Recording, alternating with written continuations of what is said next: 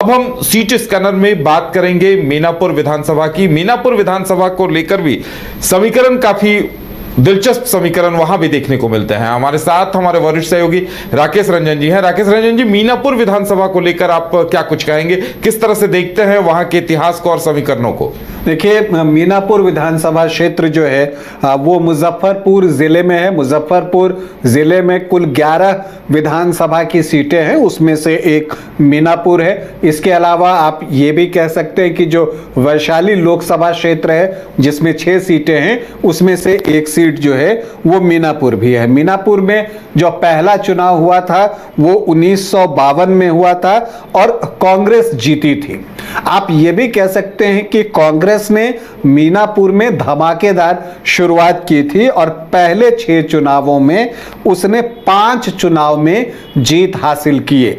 लेकिन फिर 1977 आता है और जनता लहर में जनता पार्टी उसे आउट करती है यहां से, और उसके बाद से एक भी जीत नसीब नहीं हुई कांग्रेस को मीनापुर में। और फिर यहां पर जो है आप देखिएगा कि सोशलिस्ट पार्टियों का दबदबा बढ़ा, सीपीआई को भी सफलता यहां पर मिली, लेकिन कांग्रेस को सफलता नहीं मिली। तो जो जेपी आंदोलन हुआ था उसका एक इम्पैक्ट इस क्षेत्र में अभी तक दिखता है कि सोशलिस्ट यहां पर बेहतर करते हैं। जनता लहर की बात कर लीजिए, या इस क्षेत्र में जॉर्ज फर्नांडिस जब दखल देते हैं, वो आते हैं यहां से मुजफ्फरपुर से लोकसभा का चुनाव लड़ते हैं, तो एक उसका इंपैक्ट भी इस क्षेत्र पर जो बना वो अभी तक बना हुआ है। और यही वजह है कि अब तो कांग्रेस को यहां पर सीट शेयरिंग में चुनाव लड़ने के लिए सीट दी भी नहीं जाती मीनापुर की।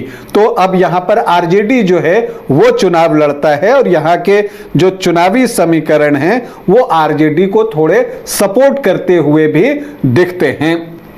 अब अगर हम यहां पर मीनापुर विधानसभा में देखें कि अब तक कितने चुनाव हुए हैं, तो 17 चुनाव अब तक मीनापुर में हो चुके हैं, जिसमें कांग्रेस को 5 बार कामयाबी मिली है। लेकिन ये वो शुरुआत के 6 चुनावों में ही है, मतलब आखिरी कामयाबी जो कांग्रेस पार्टी को मीनापुर में मिली है वो 1972 में मिली है। आरजेडी यहां से 3 बार जीतने में सफल रहा है, तो जेडीयू को 2 बार कामयाबी मिली है। जनता दल भी 2 बार ही इस सीट को जीतने में सफल रहा है। इसके अलावा जनता पार्टी, सीपीआई, लोकदल, संयुक्त सोशलिस्ट पार्टी और निर्दलीय भी एक एक अवसर पर मीनापुर में जीत हासिल करने में सफल रहे हैं। अगर हम मीनापुर विधानसभा की बात करते हैं तो इसमें मीनापुर प्रखंड है और बोचहा प्रखंड की 7 ग्राम पंचायतें जो हैं वो इसमें शामिल की गई हैं।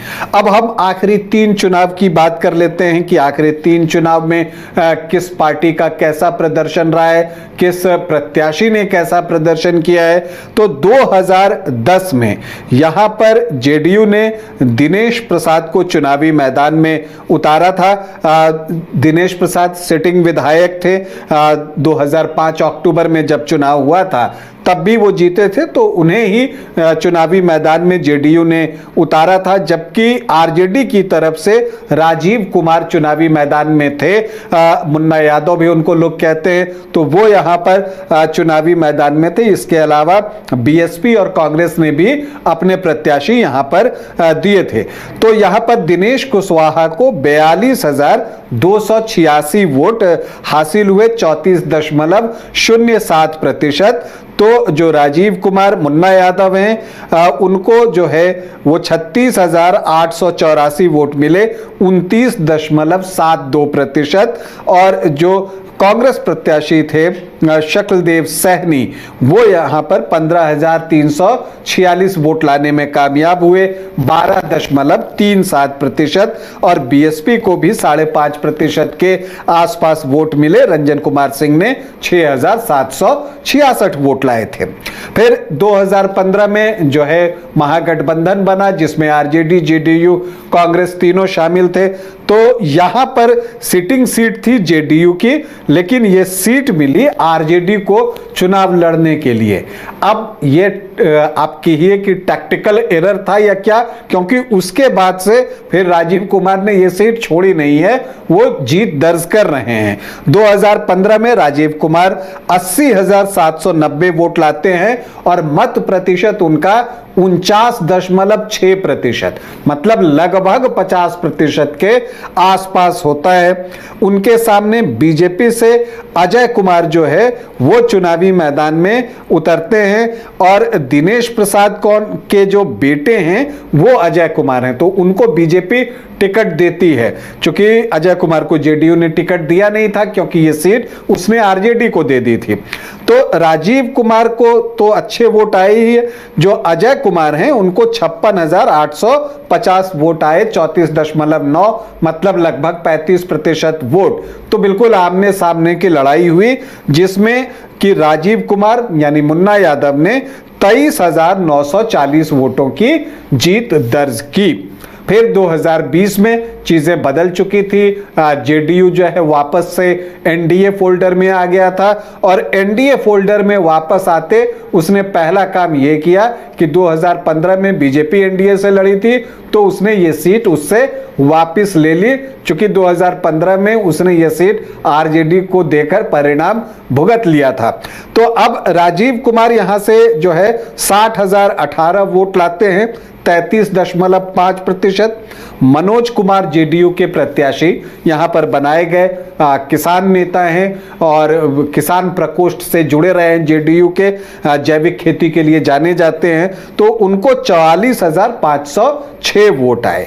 अब इधर एलजेपी ने क्या किया कि अजय कुमार को, चूंकि बीजेपी अब यहां लड़ नहीं रही थी, तो अजय कुमार को एलजेपी ने अपने टिकट पर खड़ा कर दिया। और देखिए अजय कुमार कौन है, वो दिनेश प्रसाद के बेटे हैं, तो उनका एक जो कहिए क्षेत्र में उनकी पकड़ है और यही चीज जो है वो जेडीयू को भारी पड़ गई, क्योंकि अजय कुमार जो हैं, अजय कुशवाहा हैं, वो 43,496 वोट लेकर आ गए, 24.3%।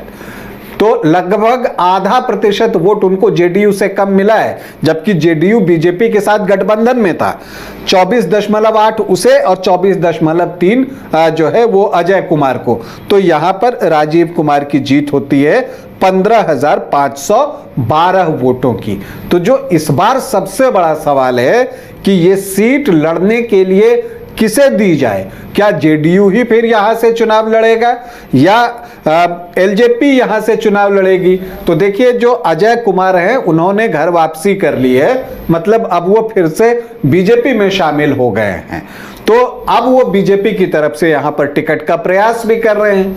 तो जो सबसे बड़ा सवाल है वो ये है कि क्या नीतीश कुमार इस पर राजी होंगे कि जो अजय कुमार हैं उनको बीजेपी के टिकट पर यहां लड़ने दिया जाए और अपने को ये सीट छोड़ दें वो?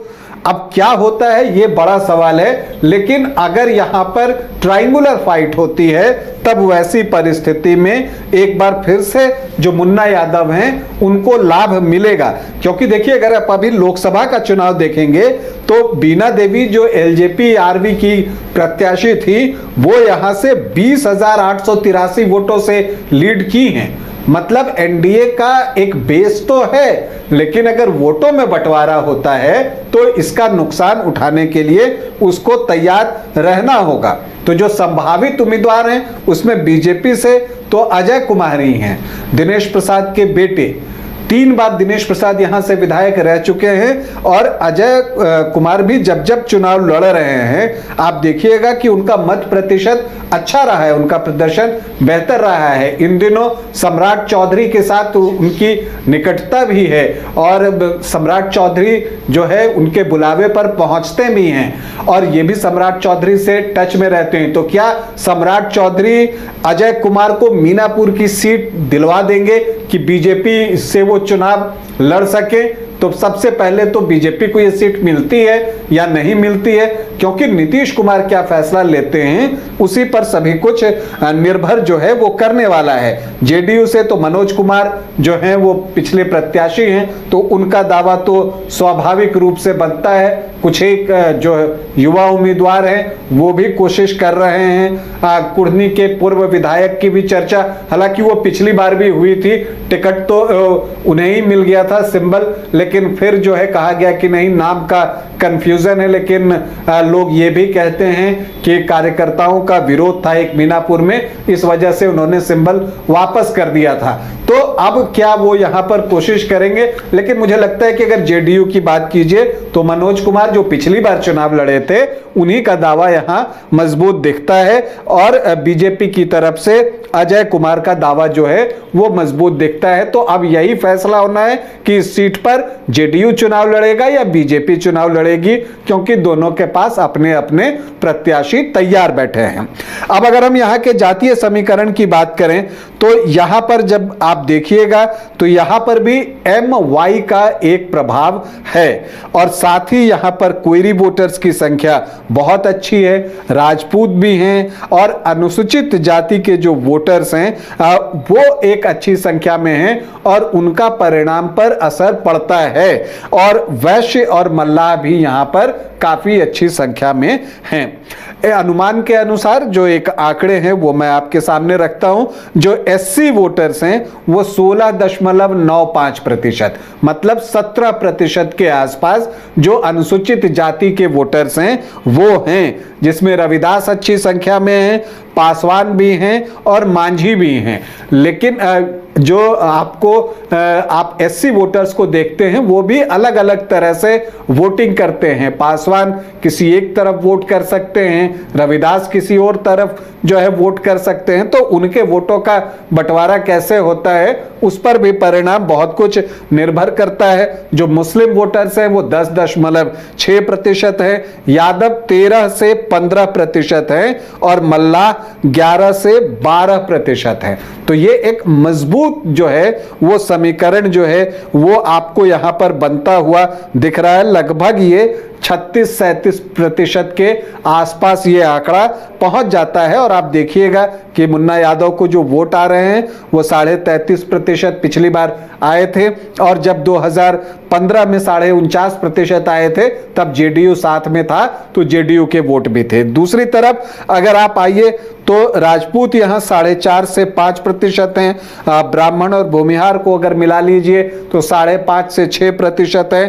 तो मतलब सामान्य जाति के 10 से 12% वोटर हैं, और जो कोयरी हैं वो 12 से 12.5% हैं। लेकिन जब आप कोयरी, कुर्मी, धानुक तीनों को जोड़िएगा तो 14.5 से 15.5% का ये आंकड़ा पहुंच जाता है, और वैश्य भी 15.5 से 16.5 के आसपास हैं। तो वो संख्या भी बहुत अच्छी है। तो केवल आप कोयरी, कुर्मी, धानुक और वैश्य को ही देखते हैं तो ये 30-31%, और जब इसमें सामान्य जाति को आप जोड़ देते हैं तो वो 44-45% के आसपास आंकड़ा पहुंचता है। हालांकि ये बात सच है कि ऐसा नहीं होता कि सामान्य जाति के सारे वोटर्स एक ही तरफ वोट करते हैं, दूसरी तरफ नहीं करते, लेकिन औसत और प्रतिशत के अनुसार किस तरफ ज्यादा करते हैं वो चीजें जो है एक आइडिया जो है वो क्लियर हो चुका है। जैसे MY की आप बात कीजिए तो ऐसा नहीं है कि सारे यादव RJD को ही वोट करते हैं, लेकिन जो ज्यादा परसेंटेज है वो आपको जो है वो RJD को वोट करते हैं, इस बात से इनकार नहीं किया जा सकता। उसी तरह से सामान्य जाति के साथ भी बात आती है। तो ये आंकड़े सामने हैं। तो इस आंकड़े में आपको दिखेगा कि NDA का जो आंकड़ा है वो थोड़ा बड़ा है, क्योंकि अब इसमें जो है SC वोटर्स का बंटवारा होना है, उसमें कौन ज्यादा चंक निकाल कर ले जाता है। लेकिन अगर यहां पर ट्रायंगुलर फाइट होती है और अगर टिकट बंटवारे में NDA में एका नहीं हो पाता है, या मान लीजिए कि कोई प्रत्याशी टिकट तो बंट जाता है, जैसे टिकट तो पिछली बार भी बंट गया था कि यहां से जेडीयू चुनाव लड़ेगा, लेकिन जिस तरह से LJP ने अजय कुमार को टिकट दे दिया तो जो मजबूत कैंडिडेट हैं अगर वो तीसरी तरफ जाते हैं, क्योंकि यहां पर जगह 2 प्रत्याशियों के लिए है, NDA और महागठबंधन के लिए, और 3 मजबूत प्रत्याशी हैं, तो एक और किधर जाएंगे उस पर बहुत कुछ जो है यहाँ का परिणाम निर्भर करेगा। यहाँ पर कुशवाहा वोटर्स, जैसा मैंने कहा कि कोयरी कुर्मी धानुक का जो प्रतिशत है वो अच्छा है। पिछली बार मनोज कुमार और अजय कुमार दोनों जो है कुशवाहा जाति से हो गए, तो इसका नुकसान भी उनको उठाना पड़ा। तो अब इस बार क्या होता है, और इसलिए मीनापुर का चुनाव जो है एक दिलचस्प मोड़ पर आकर अभी खड़ा है। जब एक बार सीटों का बंटवारा हो जाएगा एनडीए और महागठबंधन में, और महागठबंधन में तो ऑलमोस्ट तय है एनडीए में कि ये सीट किसे जाती है, और अगर उसके बाद सफलतापूर्वक एनडीए इस सीट को सॉल्व कर लेता है प्रत्याशी देने के मामले में, तब फिर जो है एक कांटे का मुकाबला आपको मीनापुर में देखने को मिलेगा। बिल्कुल, तो आरजेडी अपनी सीट बचा पाती है या नहीं, एनडीए के समीकरण क्या होंगे और कोई तीसरा कौन खड़ा कर पाता है या नहीं, इस पर बहुत कुछ निर्भर करेगा मीनापुर विधानसभा में।